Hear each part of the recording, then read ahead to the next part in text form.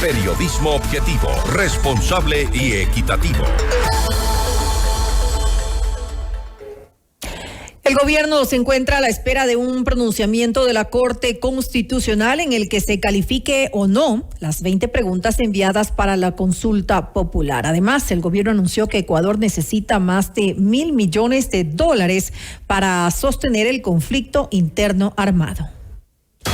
La noticia de profundidad. En Notimundo están los protagonistas de la noticia. A esta hora el contacto es con el abogado Jofre Campaña, abogado constitucionalista, para hablar sobre esta consulta popular del gobierno y el alcance de la declaratoria del conflicto interno, algo que mantiene también con preocupación a los ciudadanos en nuestro país. Doctor Campaña, gracias por estar con nosotros. Fausto Yepes le saluda, bienvenido. Gracias a ustedes, buenas tardes.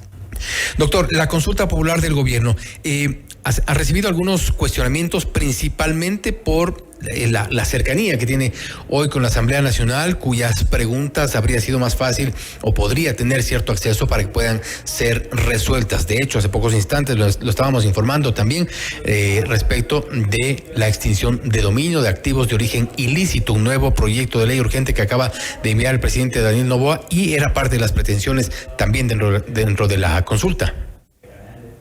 De hecho, confirma este último proyecto de ley económica urgente que la mayor parte, no todas, la mayor parte de las preguntas, especialmente del primer bloque para la consulta, efectivamente no requieren de consulta, requieren básicamente de la decisión del presidente de la República de enviar los proyectos de ley con carácter urgente y de esta manera lograr que la Asamblea, que hasta ahora la ha sido bastante dócil, pueda aprobar esos proyectos. Eso confirma lo inoficioso que era pensar en una consulta dentro del primer bloque. Ahora, en el segundo bloque hay temas que pueden ser interesantes, pero que definitivamente en el escenario actual que vive el país son irrelevantes para transformar lo que pasa. Por eso creo que el presidente haría bien en retirar esas preguntas, preparar de forma concienzuda una consulta que realmente trascienda, que transforme lo que hay que transformar y no gastar de manera innecesaria 50 o 60 millones de dólares en una consulta light o inoficiosa como fue planteada inicialmente. ¿No sería quizá también una falta de asesoría adecuada al presidente Noboa cuando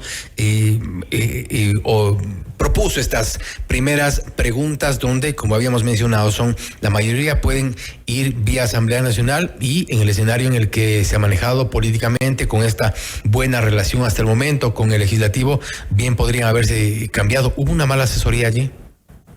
Hubo mala asesoría sin duda, pero además hubo falta de visión política. Parecería ser es que querían enviar una consulta a como dé lugar, no importa el fondo, al punto de que, por ejemplo, hay preguntas que trastocan totalmente la intencionalidad del primer bloque. Me refiero específicamente, por ejemplo, a la pregunta de casinos. Una barbaridad. Una barbaridad porque la propia exposición de motivos, su fundamentación o justificación, señala que los casinos son instrumentos para lavado de activos. Entonces, ¿cómo es que plantean, si están diciendo que es instrumento para lavado de activos, están tratando de combatir inseguridad, cómo es que envían una pregunta sobre casinos? Es que no tiene presentación. Por tanto, o mala asesoría o apresuramiento, o simplemente la utilización política de una herramienta democrática fundamental con miras a generar una expectativa electoral. Yo creo que allí el presidente se equivocó de manera significativa. Ahora, en este camino de la propuesta de los dos bloques de preguntas para esta pretendida consulta popular, ¿no será quizá que en el nuevo escenario que está el país con este conflicto armado interno es momento de prescindir de esta intención de consultarle al pueblo sobre algunos temas que bien pueden ser o están ya siendo materia de debate en la Asamblea Nacional y adoptar otro tipo de prioridades para garantizar lo que más le preocupa a la gente, que es la seguridad? Yo creo que esta consulta, como está, es una consulta inoficiosa que debería ser retirada. Y creo que hay que leer bien lo que pasa en el país. Lo que pasa en el país no es tan sencillo como lo pintan. Toda esta ola delictiva tiene relación directa con el narcotráfico. Y no con el narcotráfico entendido como el microtráfico de unas funditas por allí, de unas personas, miembros de bandas, que están tratando de conseguir algo de dinero. No, esto es parte del crimen organizado a gran escala. Entonces, estamos ante una situación gravísima para el país. Estamos con un problema de narcotráfico grande. Entonces, la pregunta es, ¿la consulta tal como está planteada, aborda el principal problema del país, no lo aborda, no lo toca. Entonces, tal vez es el momento de replantear las preguntas con un enfoque sesudo, sereno, objetivo de lo que realmente está pasando. Y tal vez es el momento de plantear una consulta radicalmente distinta que ataque este problema de fondo. Y cito un tema, por ejemplo. Tal vez es el momento de preguntarle al país si está de acuerdo en legalizar de alguna manera el tema de la droga en el Ecuador. Ya pasó en Uruguay, con la legalización de la marihuana, por ejemplo, y tal vez es el momento de preguntar a los ecuatorianos si queremos este baño de sangre que es casi imposible de parar, o si es necesario pensar en planteamientos realmente disruptivos. Entonces, me parece que el gobierno haría bien en olvidarse de esa consulta, buscar un cierto consenso nacional, no solamente en la clase política, en la sociedad civil, organizaciones, universidades, etcétera, y eventualmente plantear una consulta que realmente sea transformadora, porque lo que está viviendo el país, que es inédito, tanto con la declaratoria del conflicto armado interno, no internacional, cuanto con los sicariatos, delincuencia, muertes, niveles nunca vistos en el Ecuador, ameritan una reacción distinta a esto que es simplemente meter unos cuantos presos o anunciar que se van a militarizar puertos. Eso no cambia el fondo del problema. Hay un fondo del problema mucho más grande y creo que es el momento de atacar el problema de fondo, que no puede escapar a la enorme problemática social, la enorme pobreza que existe en el Ecuador, la enorme miseria que genera un lumpen que muy difícilmente puede resolverse con medidas, parches, paliativas o simplemente aumentando penas o militarizando el país. Ahora, creo que es necesaria una reflexión mucho más profunda. En función precisamente del ataque que está provocando el gobierno hacia estas estructuras, ¿es correcto el enfoque que se está dando? Porque algunos analistas han coincidido en que está bien, esta es una de las etapas, pero no se está atacando a la parte del financiamiento, por ejemplo. Ahora, al menos la lectura podría ser esa, con este proyecto de ley económico urgente para la extinción de dominio de los activos de origen ilícito, podría ser la intención de atacar a esas estructuras, pero en lo primordial, en la primera reacción del gobierno hay una suerte de cacería, y está bien, se ha visto cómo desmantelan ciertas organizaciones, pero ¿es correcto esa línea de ataque o hacia dónde debería ir esta declaratoria de conflicto interno? Veamos, lo primero es que se ha logrado inicialmente la toma de las cárceles.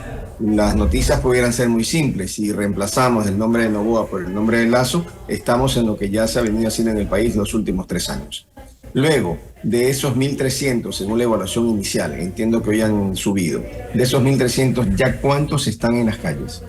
Porque no nos olvidemos que el hecho de que se meta presa a mucha gente no significa que van a quedarse 8 o 10 años presos. Muchos han sido detenidos por tener tatuajes, lo cual va a significar que van a salir, y si no han salido ya muchos serán declarados libres. Entonces, no basta con un estado de excepción, porque olvidémonos, no nos podemos olvidar que la declaratoria de un conflicto armado se hace dentro de un estado de excepción, y el estado de excepción puede durar 60 días, renovable a 30 días más. Por tanto, ¿qué significa esto? Que vamos a militarizar el país por 90 días y al día 91, ¿qué va a pasar? Entonces, por eso insisto en que no es un tema simplemente de sacar militares a las calles. No es cuestión de ir a ciertos sitios y meter presos a unos cuantos. Unos cuantos serán procesados, sí. La mayoría probablemente estarán en libertad. Pero hay una cosa importantísima. El momento en que, por ejemplo, se militarizan los puertos y se impide la exportación de droga, más allá de que el sistema permitirá a los narcos poder buscar otras vías para exportar. ¿Qué pasa con los miles de personas, miles de ciudadanos que dependen de la paga de los narcos?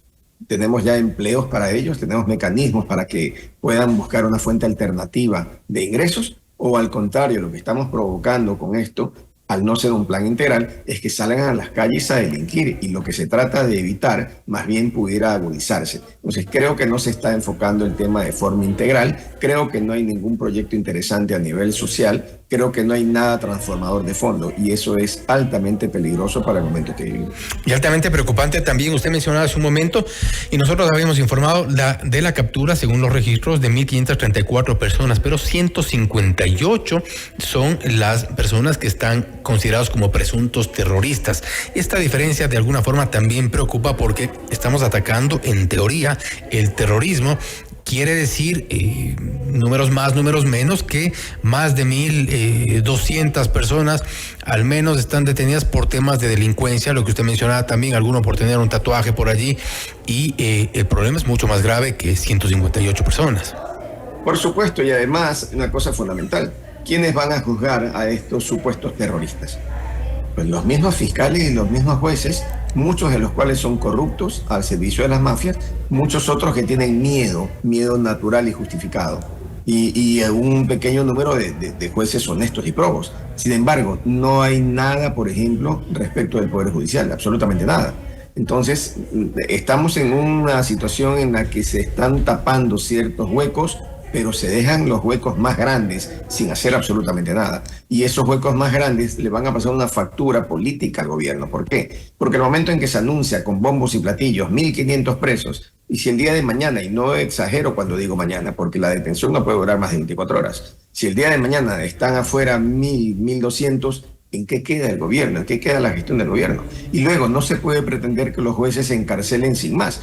¿Por qué? Porque el estado actual, el estado de excepción, no significa que las garantías procesales para meter preso a una persona han cambiado o han desaparecido. Y aquí una puntualización. Mucha gente dice, no, pero si estamos en guerra, son criminales de guerra, métanos en un cuartel, maten a unos cuantos. No, eso no puede funcionar porque estamos dentro de un régimen constitucional y dentro de un régimen que aún con la declaratoria del conflicto armado está sujeto a normas, en este caso puntual a la Convención de Ginebra en el artículo 3 y al protocolo segundo. Y el protocolo segundo y el artículo 3 establecen garantías que, entre otras cosas, significan que nadie podrá ser sentenciado sin un juicio previo conforme al ordenamiento interno del país. Con el debido proceso. Estamos en el mismo escenario de siempre. Entonces criticamos a la justicia, metemos presos, en este caso 1.500 personas, pero ocurre que la mayoría van a salir y van a salir con razón, porque no hay mérito en muchísimos casos, porque no han sido capturados en delito flagrante, ni han sido capturados con armas, ni han sido capturados con drogas. Es decir, y apenas del 10%... drogas se quedarán presos. Y el resto tendrá que salir. Y apenas del 10% están supuestamente vinculados a actividades terroristas. Y con esto cierro, doctor Campaña. La pregunta es muy simple. ¿Usted cree realmente que el gobierno mantiene el control de las cárceles en el país, tomando en cuenta que hace algunas horas y con la escueta información que reporta constantemente el SNAI, nos han dicho que ya han tomado el control de todas las cárceles del país? Acto seguido, ¿cuántos son los reos que se reportaron que se escaparon de la cárcel de Esmeraldas? Eso me refiero a que hay información totalmente discordante en cuanto a lo que nos dicen que se ha controlado la situación en las cárceles y por otro lado se les escapan más de 50. ¿Usted cree realmente que hay un control? Es inexplicable. Lo mismo es inexplicable cuando se entra a la cárcel de Machala y tienen que abrir con dinamita huecos para el acceso. Es decir, son cosas que no se entienden. Y no se entiende desde luego que entren militares, supuestamente tienen a todos los presos sentados en los patios y de repente algunos cuantos se fugan. Deja mucho que desear. Yo creo que esto está dejando más preguntas o más dudas que certezas. Y esto no es bueno, no es bueno. Es un momento grave, crítico para la democracia. Creo que es un momento grave para el gobierno inclusive, porque otra cosa, se están generando unas expectativas enormes sobre el éxito de los operativos y resulta que no hay tal éxito, al menos palpable y visible para la ciudadanía. Y esto es muy peligroso porque puede generar un efecto boomerang. No tienen el control de las cárceles. Parecería que no. Doctor Campaña, nuevamente, gracias por haber estado con nosotros. A ustedes, muchísimas gracias. Ha sido el abogado Joffrey Campaña, abogado constitucionalista, hablando sobre la consulta popular del gobierno, algunas de las preguntas que se mandaron en el primer paquete que parecen, o según el criterio del doctor Campaña, inoficiosas en este contexto de violencia. Sugiere también que el presidente Noboa pueda eventualmente retirar esta consulta, tomando en cuenta que hay otras prioridades y es otro momento el que vive el país a propósito del conflicto armado interno que ha sido decretado. Por otro lado, también hablando sobre el control de las cárceles. Según el doctor Campaña, no existe tal control como anuncia el Ejecutivo. Esto es Notimundo Estelar, siempre bien informados. Usted está escuchando